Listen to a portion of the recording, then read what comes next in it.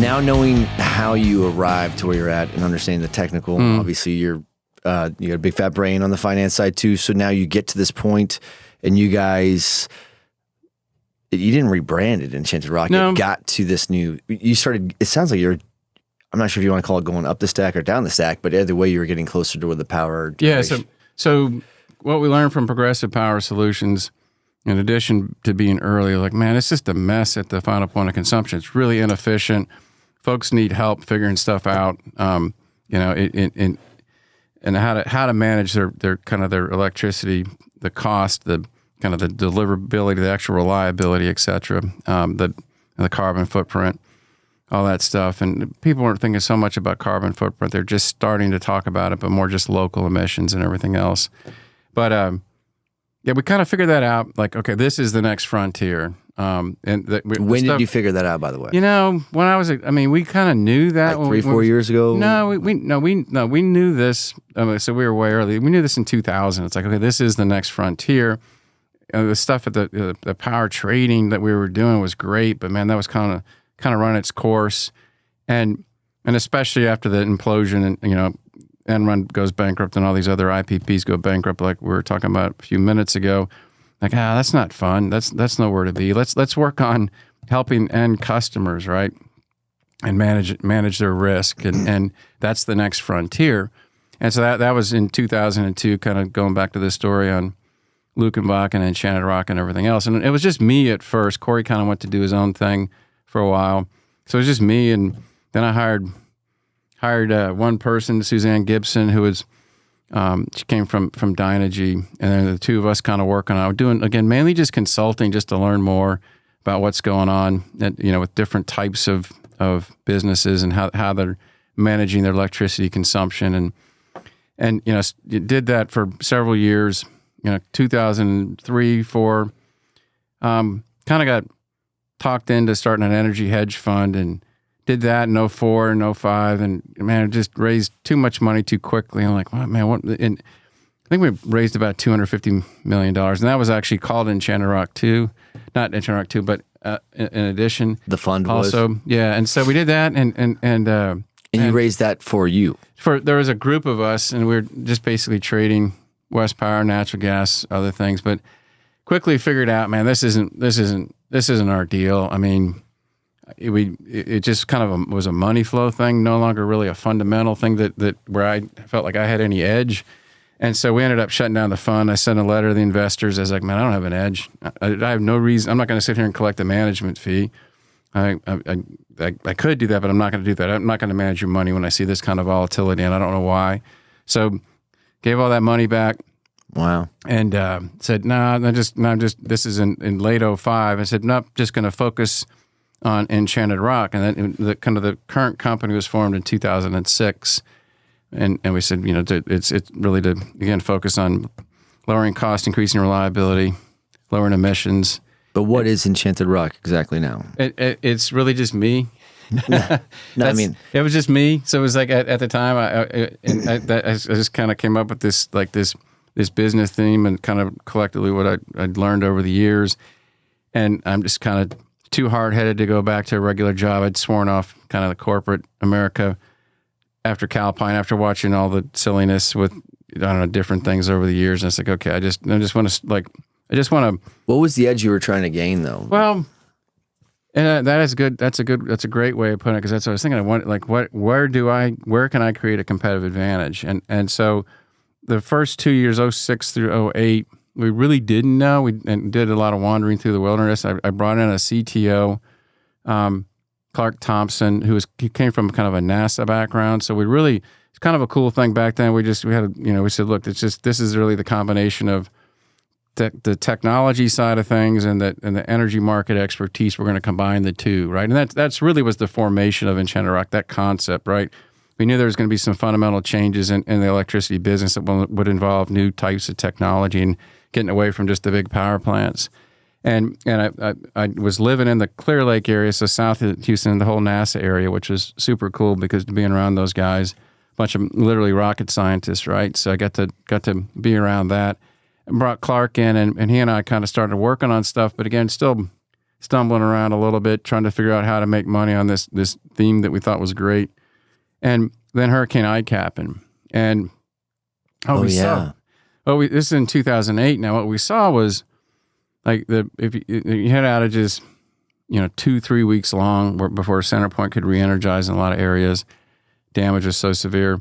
And so, you looked at the kind of a lot of the CNI, the commercial industrial backup generation, they had 50% failure rate, right?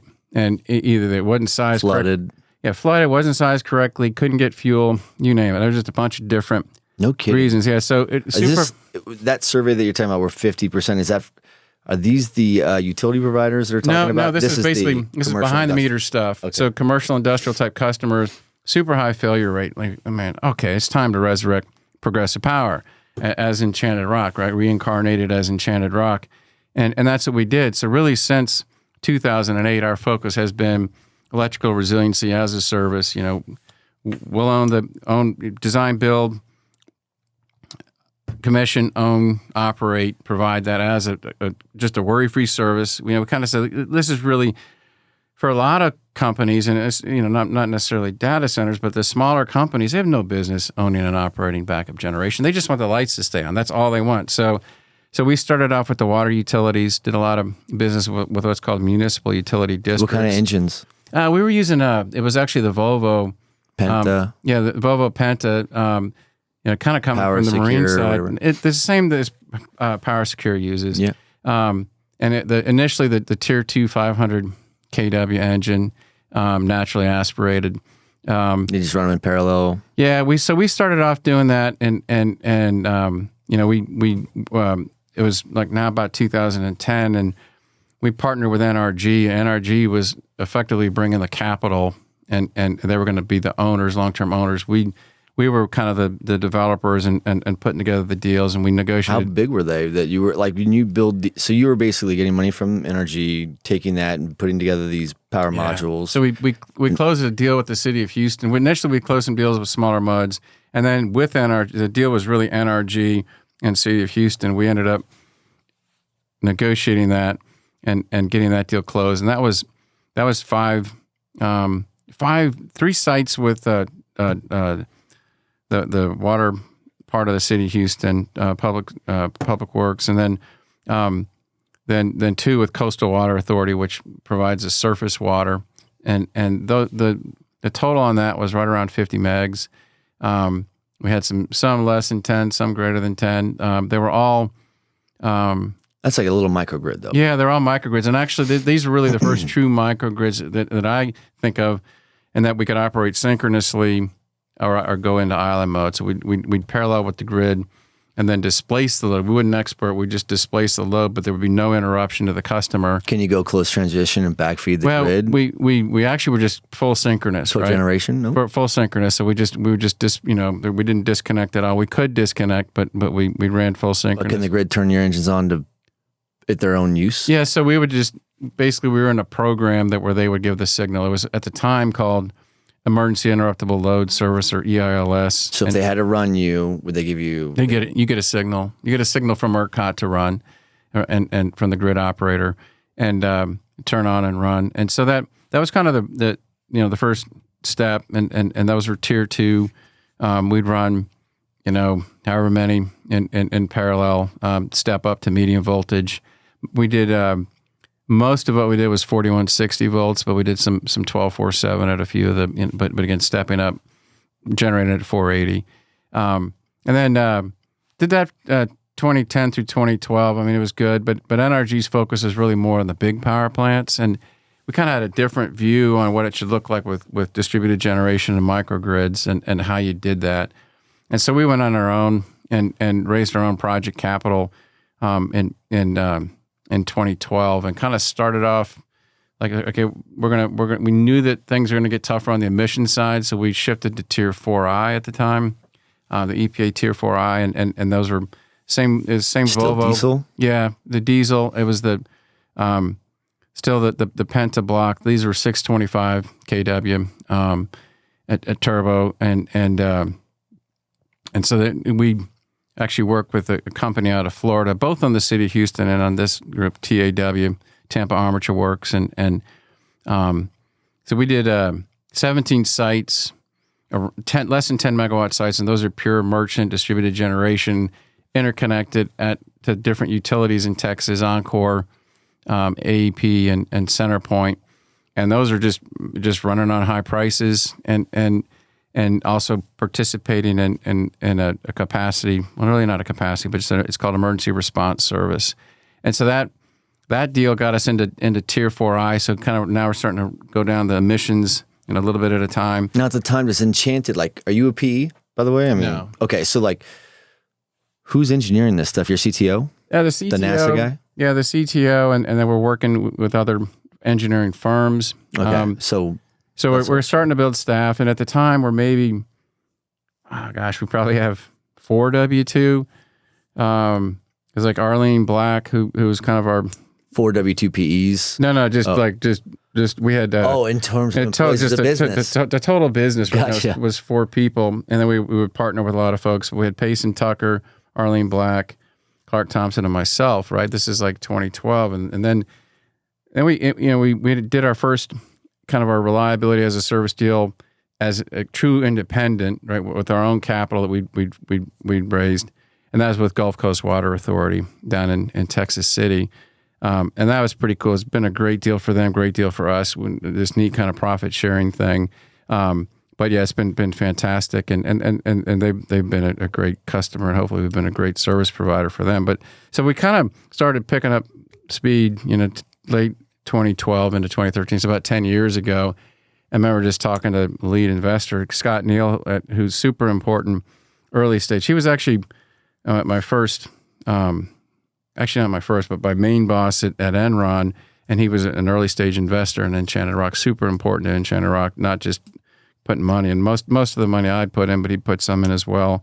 And he was just a great sounding board, and we kind of sat down. I said, man, it's just time to ramp this thing. And you just kind of tell. And our view, it's kind of interesting. Our view was that the grid's becoming less stable as wind's coming online, and this is in 2012, 2013, and you're going to need more stabilizing forces. Well, at the same time, they're building these ultra-efficient combined cycles, right? So we're like the opposite end of the spectrum. We're like diesel, which has a variable cost of $250 to $300 a megawatt hour, and on the other end of the spectrum, they're building this plant Panda, this state-of-the-art natural gas combined cycle that the variable cost is 10% of that, right? And so we end up doing really well with this contingency capacity asset, and Panda that plant ended up going into restructuring. It just because the grid was completely changing as renewables ramped, right? And so it's kind of always been one of our themes, right? Is like the grid. We're going to provide services. We're going to provide kind of reliability or resiliency to 2 customers: our local host, and whoever that may be. It could be a hospital, water utility, data center, like our friends Microsoft out in San Jose, or the utility, or the utility, right? And we're not trying to run like 50% of the time or 80%. If we run 3% of the time for grid support, that's a big year for us, right? And it's contingency capacity. So you have to be ready to run. So you need assets they're going to start, they're going to be reliable, and have a very small ESG footprint, I guess. Right. And so what happened was by 2014, we realized kind of the ESG and everything else, and also just fuel reliability. So at that point, let me pause you. So that I don't forget my questions, because I'm fascinated by your story, so I'm just going to listen to you without interrupting. But sometimes, That's cool. Were you creating a product around a market that you saw pent up demand for already, or did you see the demand coming? We saw it's kind of both. Because what was the solution for it then? Just more diesel gens? It was, and so what we started to hear though, this is like 2013, 2014. We started getting a lot of feedback from customers, like, we don't want diesel. We don't like the emissions. Was that in the States or outside This was here in Texas. Wow. Texas, right? And so, we started getting that feedback, and we were talking to George Pressis at HEB, and it came to him with a diesel solution. He's like, "Come back." And by the way, George is amazing. Just a great leader over there. But he said, come back when you have a natural gas solution. I don't like diesel. It's too hard to move during and after a hurricane.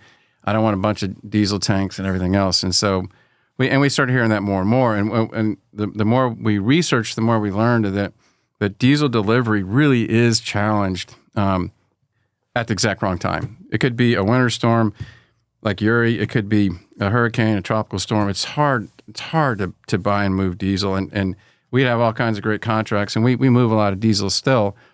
But it's a challenge. And like during Uri, man, a lot of the racks didn't have power. You couldn't get fuel. You couldn't get drivers on the road. I mean, we were working with 10 different companies moving diesel around the state for the current diesel fleet that we have that we built 10 years ago. And we did really well with it, but I'm telling you, it was just incredibly difficult. On the natural gas side, I mean, it just was automatic. And we didn't have, I mean, you hear about power plants that had problems with natural gas. Those are the really big guys, and they didn't buy firm gas. And so you have to know how to, and this is a good lesson for the data centers that want to shift to natural gas. Really you have to buy the right type of gas, not different type of methane, but you have to buy firm no notice, and that's all we buy, right? And we have the What is that? I don't know. So basically, when I say I need the gas and I turn on, it's there no matter what, right? And so the power plants didn't have the ability to do that because they weren't getting paid to do that. How does that work though? Like So they're running lines straight to your site. So they have So they're going to create some sort of system. So to provide firm no notice, and a lot of our stuff is behind LDCs, and we have some on pipelines. The LDCs have to go out, and they're literally buying gas storage that they can swing on, like during the winter storm Uri. If things get crazy and they can't buy enough, they're just going to pull it out of storage, and they have to have a firm path that they can ensure they can get that gas from that wherever it's coming from out of storage to their what's called their city gate. Get it to their system, and now they're sending it out to all their customers. And so, whether you're behind an LDC or you're on a pipeline, it's the same concept. If I want firm no notice gas, I either have to put the pieces together. I have to have storage that I know I can swing on, and a firm path. Which, by the way, a lot of these guys have electric compression now in the pipes. They need to have backup for the electric compression if they lose power to those guys. And so you need to know that you can get gas to that location, and then so I can pull it and then to run my recip. As a service. You're just paying more as a premium for what you're getting. I'm paying a premium to buy the right type of gas again, and so you have to do that to be comfortable with it. And we didn't have any issues with comfortable gas. In what way? Comfortable that it's always going to be there. Okay, so that dovetails into reliability, right? Okay, so the economics on natural gas versus diesel are, well, you tell me. Yeah, so I mean, the economics, usually the natural gas has a much lower variable cost with regards to the final price of power. Now, there's a period of time last year where, when Natty ran up to $10, where it was a little bit more expensive. But, for the most part, it's really not so much What drove that market? You're saying it went up to $10 a gallon? Yeah, it went $10 an MMBTU for natural gas. There was just a lot of crazy stuff in Europe and LNG and everything else. And but that's a little bit unusual. The price... You mean a war between Russia and Ukraine? Yeah, less like conflict, right? And Russia cutting off gas to Europe. Gotcha. But I'm trying to understand, like... the economics aren't that important. Well, I'm trying to figure out, it kind of is, and I'll tell you why, right? So, like, think of Ireland, right? Think of how they put a halt on all their stuff because they're an island that has a finite amount of power. And now, everyone wanted to go build their data centers there because the way it pencils better. Right. The thing is now, I think the last iteration I read was they're forcing everything to be natural gas. Yes. Right? So, So those people that are operators, they have to decide, do I want to, whatever the function of economics looks like for cost, for the uplift to be whatever it is, maybe they're still willing to suffer that inconvenience because of all the connectivity advantages and tax advantages and all those other things. So there is... But most of the economics are fixed, not variable when it comes to kind of a reliability asset, right? So that's what I'm saying. Is it reliability, though? Is that, like, I'm trying to figure out what makes it to where this becomes the new norm. Because from a... Look, if I'm trying to build a data center in Northern California and the CEQA program is 13 to 15 months, and speed is what I sell as a product, which is what a data center's. A data center's primary line of business they use to generate revenue on a wholesale basis is that space, power, and cooling, and the volume. And they want to get it deployed as fast as they can at the lowest rate as possible, so they get a return as quick as they can. And to do that, finding out a way to use your product in a market that is heavily regulated and has a lot of going through the entitlement program or process could be very, very challenging from a time basis. So does yours give us that advantage? And these are all things that I'm just trying to whip around because I want people to understand when they leave. It's not that they'll be PhD'd on Enchanted Rock, but now they'll understand how, where the advantages are, because that's what you're talking about. Yeah, so typically if you look at any project that we're working on, the long pole will be the time to get the gas interconnection. With that said, on our part of the project, with that said, it's typically not setting the pace for a broader project, right? So it's just about timing and location, knowing like when to start the process on the natural gas interconnection, right? And also location. I may have this discussion. But that's a reliability advantage. So you may have to wait longer for a greater function of reliability. And if you're master planning, which is like what we're seeing with like quantum, right? Like quantum loophole, they're trying to become a wholesaler for the wholesaler. So you're going to see, groups like Aligned and all these other ones aggregating, because what you have in Virginia, right, is a hodgepodge of where they went and they built theirs, and then they were picking over land, and you just have all this meatball with gaps and blind spots. We're not utilizing that, but there's demand there. So now we're moving all around, and now you have quantum that goes in and says, look, I'll just take down and master plan for multiple large volume users and tenants on that space.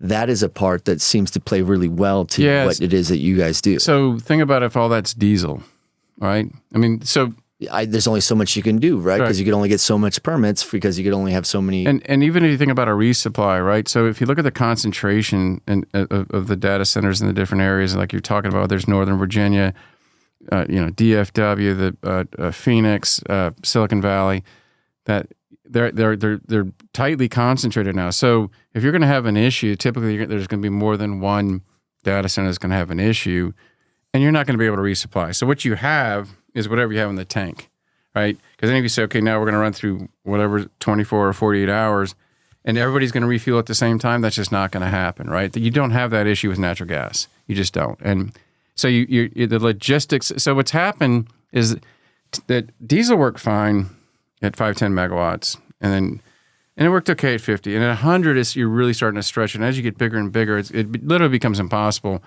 You become these super large industrial facilities. You look at the millions and millions of gallons of diesel, right? When you start talking about 48 hours for 500 megawatts. So that's where it just breaks at some point, in my opinion. And maybe others have figured this out. There are people that are smarter than me, but at some point, the diesel model from a backup or primary power just breaks because it's just too much fuel on site.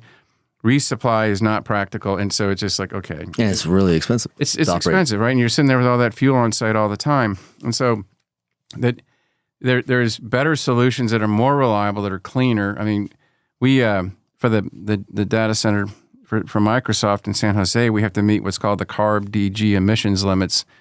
And that's like, look at a tier 2 that's, high 90% cleaner, tier 4 probably 80% cleaner. And so it's ultra low emissions, and that's the other thing, right? So you have which is huge right now. Right. That's what I'm saying. I'm like, your timing seems to be. I was trying to understand how you got to where you're at, because your timing and the way that you guys are, even you sitting here right now, like your timing's still great, because people are becoming more educated because of. I think the community impacts that you're seeing, guys like Dean are getting on Interglobix magazines, and they're talking about, the climate accords, and a lot of people are not just, it's not like for virtue only, they're actually seeing the value and how it pencils. And so this is the perfect time to be emerging in an industry that is so power hungry with a product that allows them to check a lot of boxes. Right. Absolutely. The permitting side is so much easier. Yes. If you look at natural gas, especially kind of a CARB DG emissions limit versus diesel, and just on every constituent emission, it's easier, right? And so what we're seeing, for example, with Bay Area AQMD,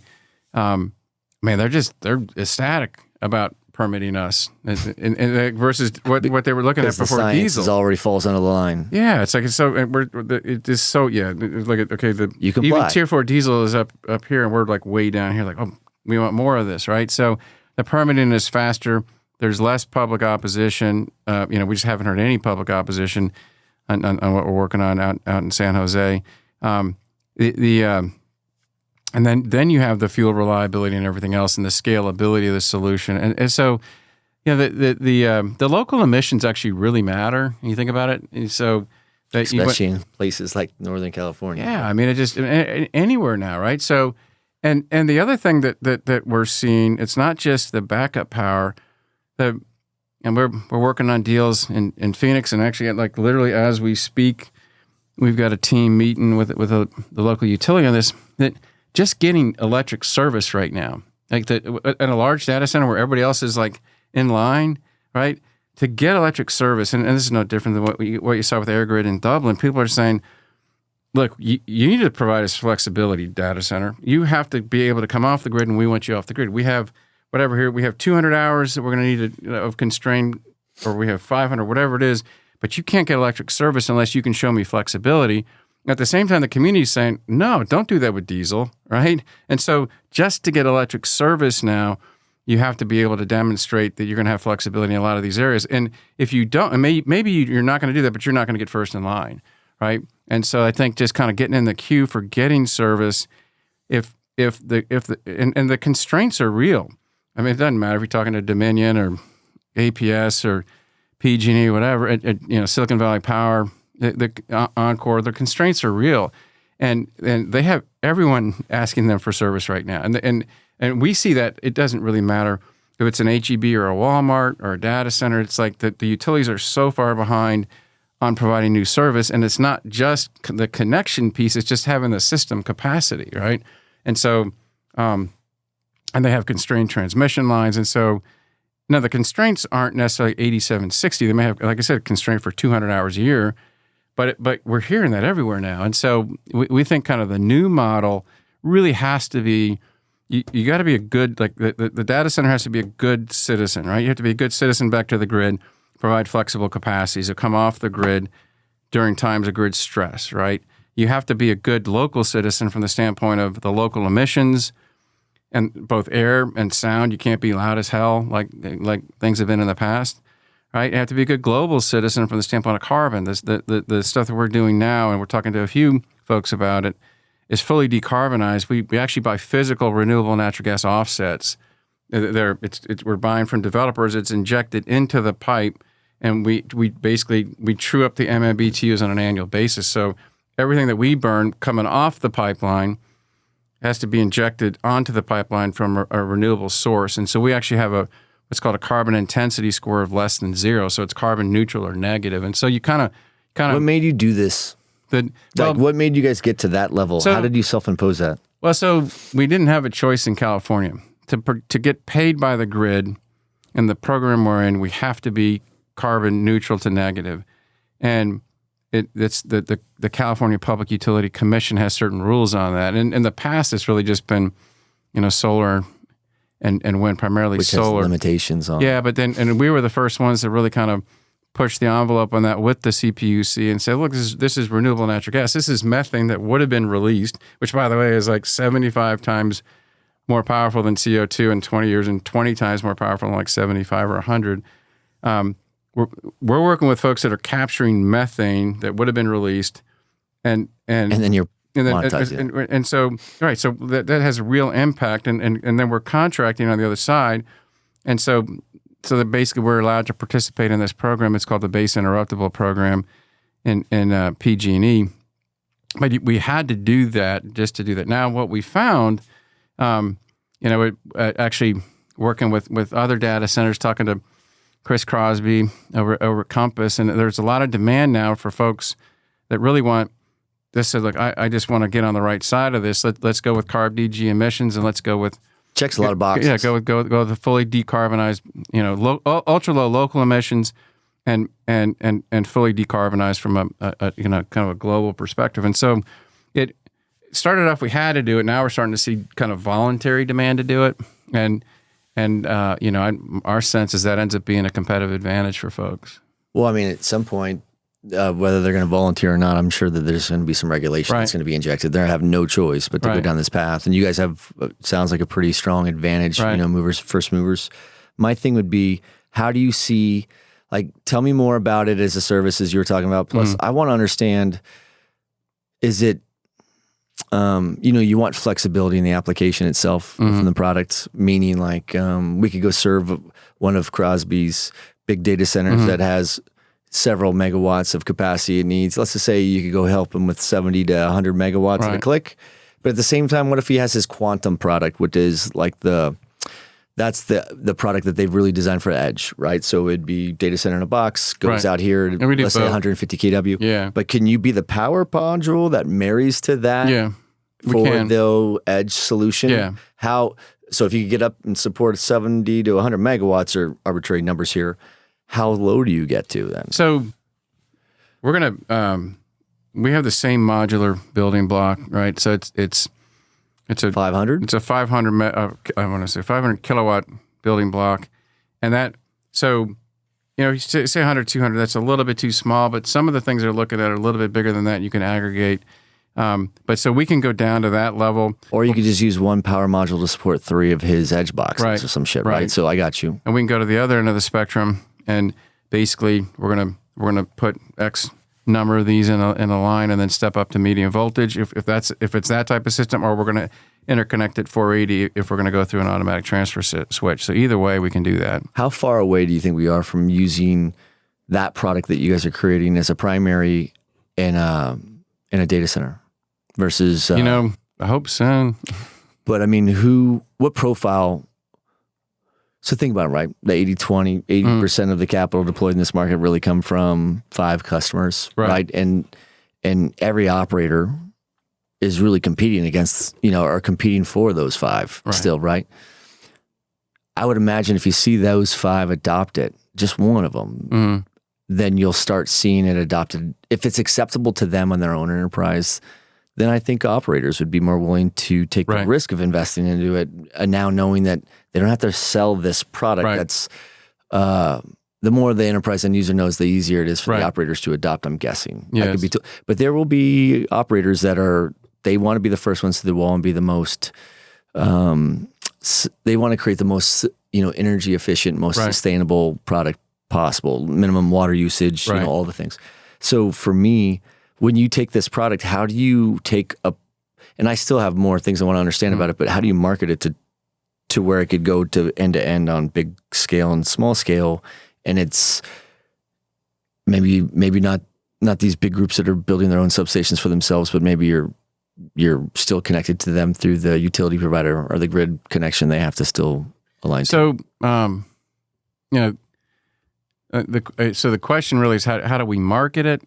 Well, how do you make sure that it's a product that people see that, okay, so the speed advantages or the size blocks are the same, but how do you know that product? So one of the things we've spent a lot of time on, Kirk, is the footprint. And what as you know, the footprint is critical for every data center, right? And so they typically have, they've adjusted to the footprint of a diesel. And a diesel with maybe a little bit more than half the displacement can create the same horsepower as a natural gas engine, right? Just it's got a higher BTU content, double the compression, everything else, right? So it's a more powerful engine per the displacement, right? So we have to overcome that, and we spent a lot of time doing that. So we can actually come in, and that's what we did exactly with Microsoft, where we replaced a Cummins 3 megawatt diesel. And we came in the footprint of that diesel. So that's important, right? So we have to be able to be very frugal with the footprint. And then we have to do all those other things we were just talking about. So if I can do all of those things, I am a great diesel replacement, and I can do the stuff that diesel can't do as far as providing flex capacity and be ultra low emissions, right? And so, and have the same reliability and same transient response. And so we spent a lot of time, it was interesting. The whole natural gas recip world was basically going lean burn. So they were chasing efficiency. the problem with that is that you get, as it sounds, lean burn has more air, less fuel. And so on a transient, it's a very sluggish response. A little less power. Yeah, and so it slows down. And so what is the result?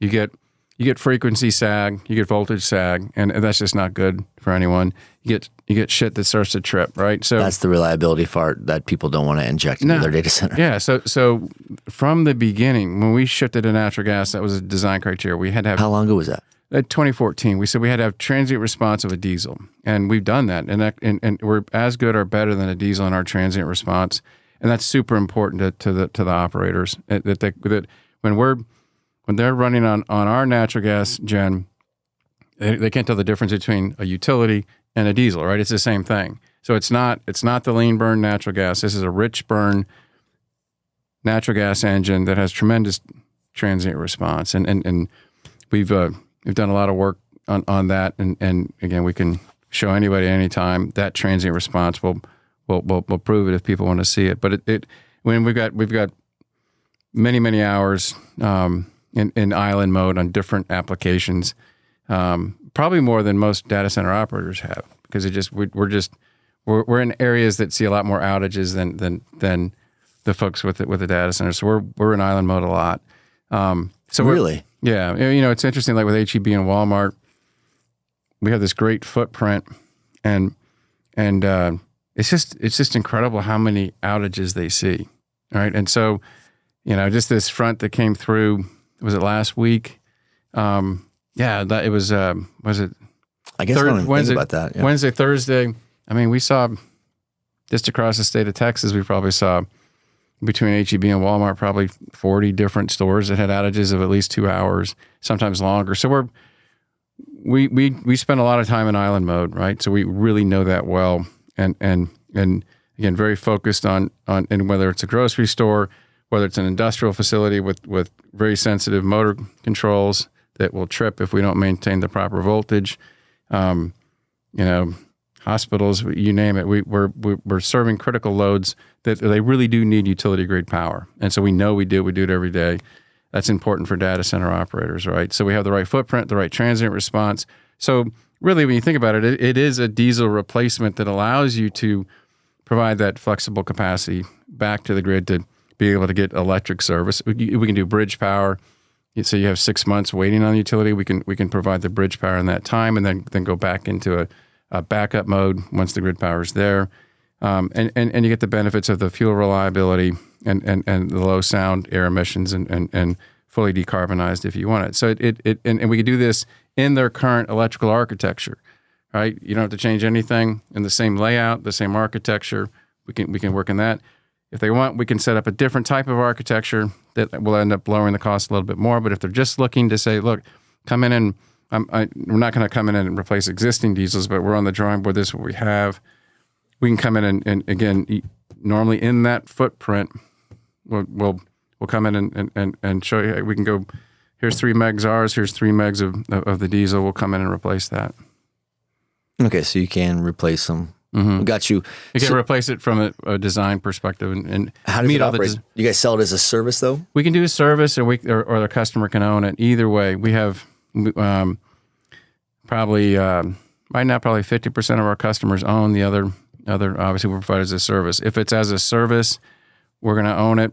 And again, and you guys monitor with your own NOx. We'll do either way. I mean, for us, we're indifferent, right? If the customer owns it or we own it through a financing structure, either way, we're going to provide the same level of service, right? So we're going to monitor it through our NOC or 24/7 NOC. We're going to set up whatever communications we need to. I know cyber is a huge challenge, and we work through a lot of stuff, for example, with Microsoft on how to and what can be sent where to maintain very, very stringent cyber requirements. So we can monitor and do what we need to do. We set up the right control. In certain cases we need to have local control only. So we can do whatever the data center operator needs from a cyber and communications perspective, where we can do our business as far as the monitoring and maintain the right cybersecurity requirements. Which makes more sense. If you're a data center operator, it makes more sense for them to own it? It all depends. I mean, depends on what kind of capital structure they have. I mean, think about it from a size, like if you're HEB, doesn't make sense to maybe own that. right? That's probably a OpEx model, right? But for or OpEx or very low CapEx, either way. But yes, it's not a good ownership customer. I shouldn't say that. In some cases, HEB might want to own, but that's the exception. Usually they want it as a service. So tell me more about, does it replace anything? If I have your powerhouse or whatever you guys call the modules, do you guys do all the fabrication for like the containers and all that stuff yourselves too? So it's our design on the genset, and it's a 21.9 liter Doosan derivative block, and in our package that we've designed, we have 2 suppliers, and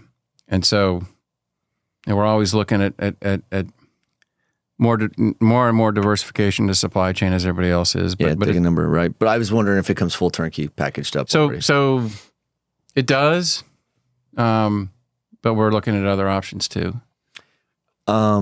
But again, it's our design, and we have pretty strict controls over what happens in that process. When you get to, will this product continue to evolve in a sense, like where it may one day replace something, maybe the ATS, Sure. downstream, or the UPS system? Oh, absolutely. I mean, we're always looking at ways to continue to develop the technology and look at different ways to package. What are you trying to solve to that point, right? Because you were using very specific terminology, like you wanted an edge. Like you gave your LPs back their capital because you didn't think that you could invest in something that you had an edge on. Then you found an edge, and then I'm guessing those LPs came back.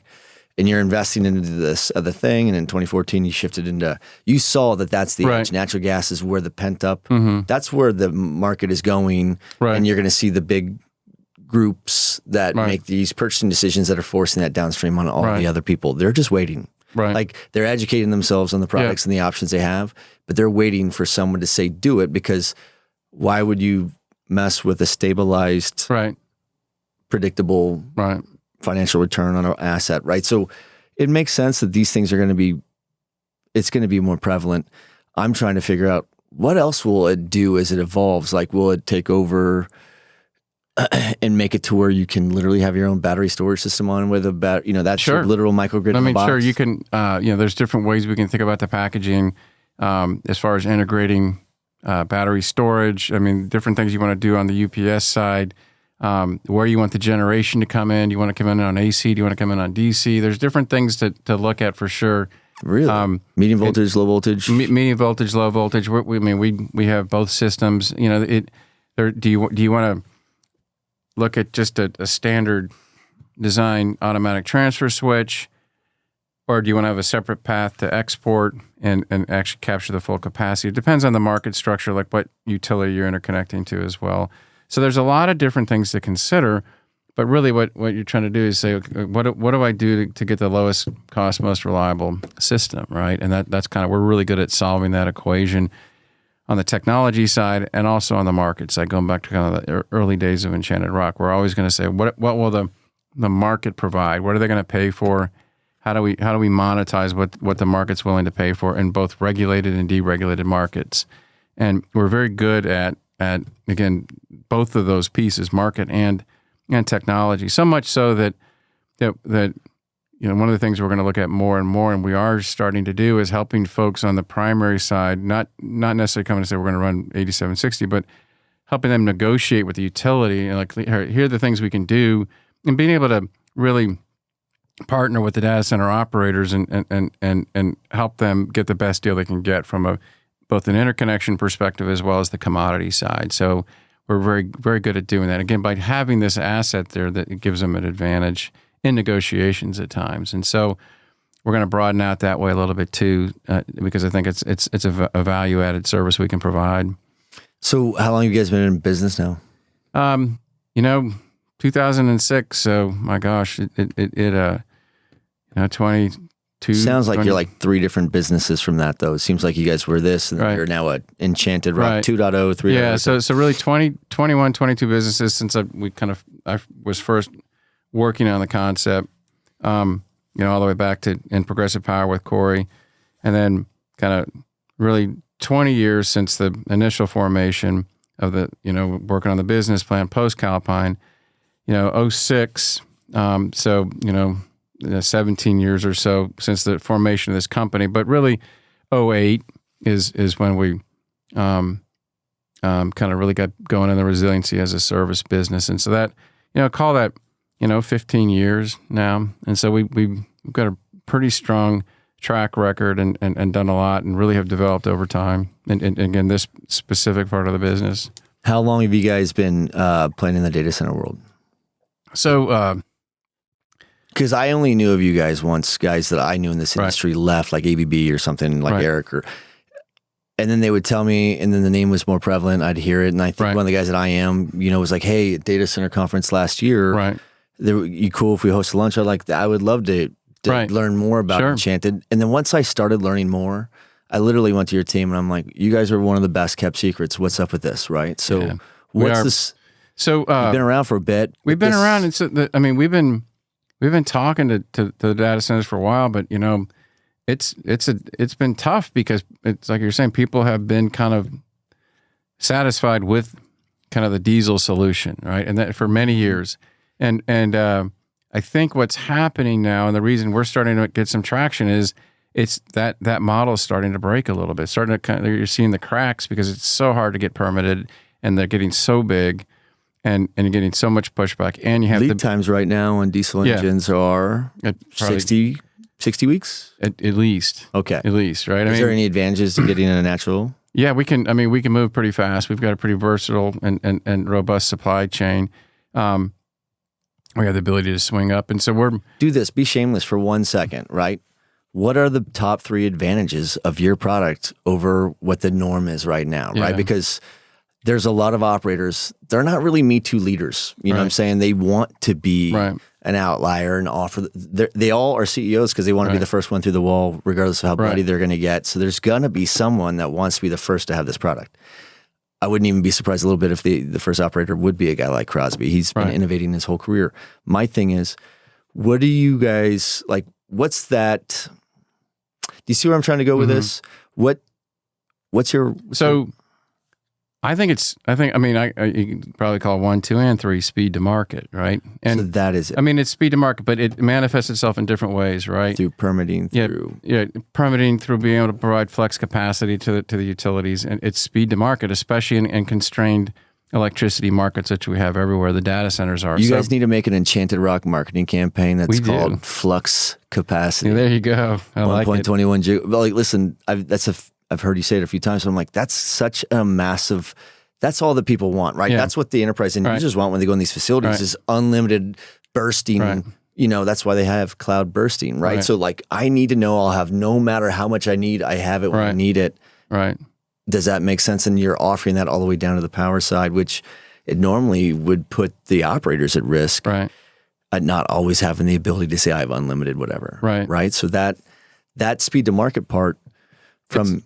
and other areas we're as good as diesel, right? Like we talked about before, the same footprint, transient response, it's as they're more reliable, but it's really the speed to market where we have an edge against the diesel.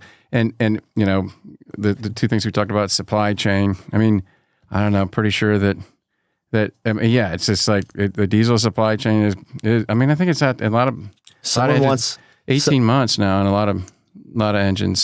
So when we talk about it, tell me about the advantage in schedule on a percentage basis. Like there was a product that we introduced to one of our clients. It's called Advantic, and plug to them, I guess. It's polyglass. It's reinforced fiber polyglass, FRP, fiberglass reinforced polymer. And they used it more on an industrial application, or like it's C because it doesn't rust or erode, but it's basically like steel. You can't use it. The inflection rates are There's a lot of advantages on speed for it. It pencils better, but like you could use 2 dudes in a scissor lift to install it versus all the things that are required sometimes when you're doing steel, right? So are there when I would explain Advantic's advantage over steel to other places, I would be like, it's typically like 30 or 40% faster in schedule. What would be the percentage in which you think there's an advantage in schedule? So I don't know if I know the percentage because I don't know if I know the total timeline, and right. But I can tell you that in a lot of cases when you're talking about permitting, and I think everybody's familiar with this now, where you think it's a 12-month permitting process and ends up taking 2 to 3 years, right? Or you think you're going to have electric service in 6 months and they come back saying that's going to be 2 years, right? And so it's that order of magnitude that we're talking about, like, anywhere from kind of 6 months to 18-month type advantages, depending on the specifics of that situation. Again, what percent is that of their schedule? I'm not sure because I don't know the total build schedule from everything from initial site acquisition all the way through to kind of commercial operations. But I think that it's super significant. And obviously, is that critical path? Yes or no? I don't know. Maybe, maybe not. But I know at some point it will become critical path, right? Just primarily electric service, getting that. So let me tell you what I think one of your other advantages is, and this is probably the greatest advantage, right? I mean, the 3 KPIs for AI operators or the enterprise folks that impose it on them and on themselves is obviously safety, schedule, and cost. And anything you could do to improve schedule is a massive advantage, right? So that's a premium. But I think that one of your guys' other great strengths, and I only know this because I happened to sit next to him one night, is your president of operations. The service and the team that maintain these things. Yeah. And in talking to him, he may be one of the more, he's your president of operations for a reason, but he seems to have his shit together, right? So I hesitate to say that that's going to be a competitive advantage because that means I'm calling somebody's baby ugly, right? As far as you have a good guy, you have a good quarterback leading that team. We have a great team. I mean, and talk about the veterans. I mean, we really aggressively hire. You're a snob. You only hire Navy nukes, which you have to change that. We're broad. We do broaden that. But Air Force Power Pros, they're tough. We're gonna bring in some folks other than just Navy nukes. Now we do have some Air Force and Army guys. So, but you had to open that aperture. There's a lot of a lot of smart kids out there. So we're super excited every time we hire a veteran. It's always interesting to me. People act like we're doing them a favor by hiring them. No, they're doing us a favor by coming to work for us, right? It's like they have all these skills and a great work ethic and everything else. And so, like I said, we're always excited every time we can hire a veteran. But yeah, the O&M team, it's just a neat model. You get the advantage of the kind of the scale of our business, and kind of how we set up and run the different operations and the kind of the centralized level of expertise that get the benefit of that because we standardize and we can, you really can at a moment's notice 24/7 talk to the person that probably designed whatever it is that you have an issue with. And so our guys have that type of access all the time. And so whereas if I'm buying something through a dealer, I may or may not get that, right? So you may have great folks on the ground at the site, at the facility, but if you have a challenge, now you got to get back to somebody. You got to get through you're not going to have that level of expertise at the dealer, right? So then you got to get through that layer and get to somebody at CAT or Cummins or wherever, and good luck, right? I mean, that's just a hard process. Where for us, it's effectively instantaneous, right? Where you're going to quickly get the level of expertise you need for the specific problem, and without all the levels in between. And so we have that centralized expertise, really strong training as far as boots on the ground, and again, I don't want to ever call anybody's staff, where they're not as good as ours.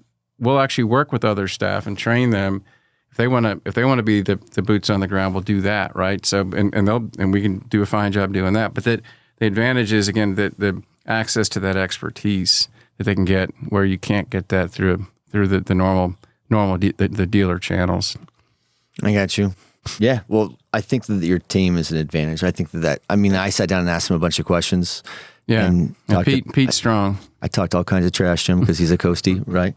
That's easy. Yeah, as you're supposed to. All right. But he took a lot. He's heard every joke I had. I know. Well, he's good. He's good people. What's the next thing for you guys then? Like, if some people hop on this podcast and this is the only thing that they hear, what's the one or two or whatever you want? Like, what's the thing that you want them to take away from this? That what's the most important message that you want people that are listening? Because this is why you're here. Is I heard about you guys, and then I'm friends with some of the folks that you had on your team, and we shared the same passion. I met you. Right. I sat as a guest and met you for the first time at that Navy SEAL Foundation dinner, and that's the first time we met, right? And I remember afterwards looking at your team and going, why doesn't your CEO talk about this stuff like openly? Because there's a lot of people that are really smart. Yeah, we have an amazing team. No, I mean, there's a lot of people that are really smart that'll get it. Yeah. They just don't know it. Yeah. All right. So, we, it's really incredible. You mentioned passion, right? And we just have this passion for what we do. And it's such a great thing to see. We just had a quarterly meeting. We bring everybody together a couple of weeks ago. I mean, you got 4 people still? Almost 300. Dang. So, there's just so much passion and energy for what we do in every part of the organization. And it's just, backup power, that's our business. And that's our core business. And we're super excited about it. It's really meaningful. And for all of our customers, if we don't do our job, then that's a terrible thing. So everybody's passionate about it. Again, whether it's folks that are going to the site in our NOC, doing the accounting, it doesn't matter. Just across the organization, there's so much passion. And again, this is our core business. And we believe we're the best in the world at what we do, and every day we want to get better at that.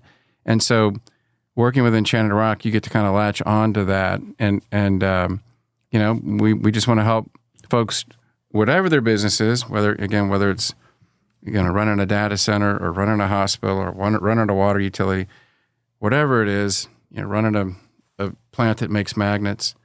We want them to just be the best at their business, and we'll be the best at ours, and we can work together and all just get better. But you get that the advantage of that and that energy and the mission that we can bring to help folks do the best job they can do to run a data center. That's awesome. Let me ask you a different question, because we're going to bring this podcast home here in a few, but to totally shift your mind, like what's your best sea story? You got to have something cool. Yeah. Gosh. Counter drug addictions in the Caribbean. Yeah, there's some good ones there. I don't know if I should talk about that. Almost running out of water, which is like almost running out of water, and that's like the worst thing you could do as a nuke, right? And we'd pulled into Crete, and Suda Bay, and as a super deep anchorage. Not that has anything to do with the sea story, but I don't think I've ever anchored in anything that deep. And I almost lost the chain, I think. But it was just a series of cascading failures. And I'm trying to remember how low we got. This is on the South Carolina. And I mean, I think I was up for like 48 hours straight, right? And there was a group of us. And finally just getting to that place, right, where, duct tape, bubble gum, and just started getting rising water levels. But my gosh, that was scary. And because we were so close, you get to a certain water level, and your DI or whatever water we call it, I can't remember. You got to leave. You got to get out of port and get ready to scuttle the ship. Right? Yeah, it's like people don't realize that though. We keeping those rods. It's a little bit of water. Oh my God, we came so close, but we were. Maybe that's why they wouldn't let us anchor. We had to anchor far off, and they would shuttle us in. Yeah, thanks guys, appreciate that. Probably us, but. But that was an amazing time, because it was just like watching the team kind of come together and work through that and everything from kind of the brainstorming on how to fix it to getting it done and go to the next. What was the solution? You had to fly in a piece. There was a missing piece that someone had. I'm trying to remember. People don't realize that when you're on ships and you're at sea, you're fabricating whatever you need. I don't think we had to fly in a piece, but I think we had to do a lot of on-the-fly fabrication. Sure, yeah. So, I mean, it's the same. That's one of the things I miss the most in the military is it was fun. The MacGyver element of what we get to do, right? Yeah, a little bit of live steam stuff. I have a guy on my team that's one of the most exceptional data center builders. I'll put him against anybody on this in this country for sure. Mm-hmm. And he was with me at our office the other day, and there was something simple I asked him to do, and he's sitting there with like tools forever trying to do it. And I found like a Leatherman something like that, the natural tool that everyone wears in the military, and fixed it in a second. So I'm like, you would have never lasted a single day on a submarine. Right. He was combat infantry, so he's been through all kinds of crazy shit. He could endure anything. But what else do you think? So that's an intense sea story, but that's more like a port story. Right. But what else do you want people to know about you? About me? Yeah, like what else? I mean, that was a pretty good narrative about your company, but about you in general. How do they reach you too? How do people get in contact with you?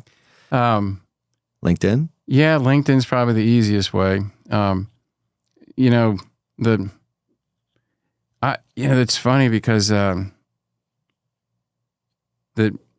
talk about me and it's kind of hard to distinguish sometimes between me and the company, right? Because this is my passion. This is my life. Ask my wife. I get it. Trust me. This is my whole life. Yeah. So my wife will tell you that it's too much of my life, but I love it. I love it every day. I love coming to work. I love the people I work with. I get so much energy. I personally get so much energy of just kind of coming in and working with folks and going to our site, hanging out with our construction guys, hanging out with our O&M techs. Just, it doesn't matter. I love all of it every day. And I'm so thankful for the opportunity I have to kind of just to build and run this company. And it is, I mean, I say I run it, I don't run it. I mean, I've got just this great team that's running it. I get to sit around and have fun. So, but it's been a great journey, and it's not even halfway done, I think. And I'm looking forward to some amazing innovation. The data centers are going to be at the middle of that. I'm convinced. I'm just totally convinced, because you look at, I was just talking to Audrey Lee at Microsoft, and we're doing something together at this investor thing, and we're kind of talking about, like, you look at the electric load growth coming from data centers. I mean, it's like overwhelms anything coming from EVs, right? And so that the innovation has to come from that, right? It's unsustainable in the current model. So there's going to be, like, over the next 10 to 15 years, you're going to see continuous evolution of the model, and being able to make this work. I'm super excited about that. I'm excited to see how the industry, how the data centers industry handles, this next revolution with AI and the new demands coming from that, in addition to what's already out there, and looking forward to kind of innovating with folks to help figure out how to support it. So, well, look, your passion for what you do is infectious. So this was a great podcast. Plus, it was pretty enlightening, because I didn't know enough about your product.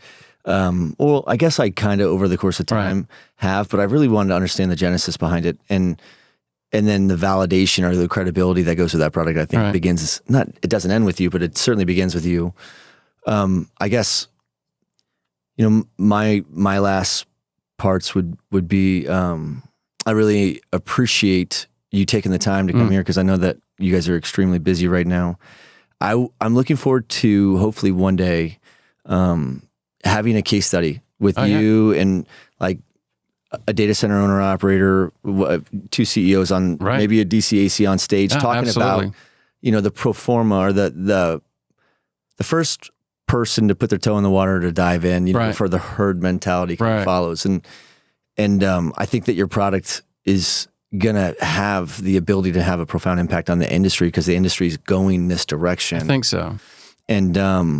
And I admire your passion, and I share, I feel like I have an amazing team too. And I think that as long as you understand the purpose behind your product, and you understand, how to message that to your team, and you have a great team, then everything kind of just takes care of itself. Right? Yeah. I mean, it's fun to change the world every day, right?